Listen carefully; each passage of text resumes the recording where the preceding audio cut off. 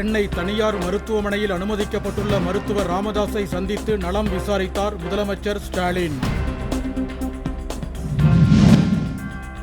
சனாதன தர்மத்துக்கு இழுக்கு ஏற்படுவதை அனுமதிக்க முடியாது என தலைமை நீதிபதி மீது காலணி வீசிய வழக்கறிஞர் ராகேஷ் கிஷோர் ஆவேசம். நோய் எதிர்ப்பு குறித்த ஆராய்ச்சிக்காக மேரி பிரவுன்கோ, பிரெட் ராம்ஸ்டல், ஷிமோன் சகாகுச்சி ஆகியோருக்கு மருத்துவத்துக்கான நோபல் பரிசு அறிவிப்பு.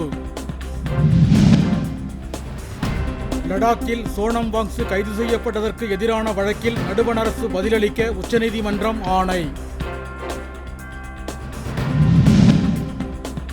திருச்சி அருகே 10 கோடி ரூபாய் மதிப்பிலான தங்கம் கொள்ளையடிக்கப்பட்ட வழக்கில் மத்திய பிரதேசத்தில் 2 பேரை கைது செய்தது காவல்துறை. நேபாளத்தில் ஏற்பட்ட வெள்ளத்தில் சிக்கி 50க்கும் மேற்பட்டோர் உயிரிழப்பு. தேவைப்படும் உதவிகளை வழங்க தயார் என பிரதமர் மோடி அறிவிப்பு.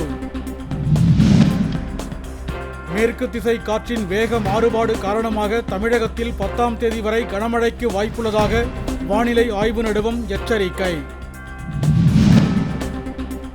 நாகை அரசு மருத்துவமனையில் நிலவும் மகப்பேறு மருத்துவர் பற்றாக்குறையை சரி செய்ய கோரி மாவட்ட ஆட்சியரிடம் பொதுமக்கள் மனு.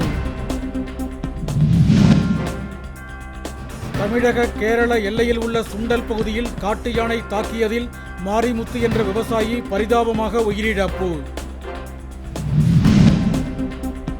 ஊதிய உயர்வு, நிலுவைத் தொகை உள்ளிட்ட கோரிக்கைகளை வலியுறுத்தி தமிழகம் முழுவதும் கூட்டுறவு பணியாளர்கள் போராட்டம்.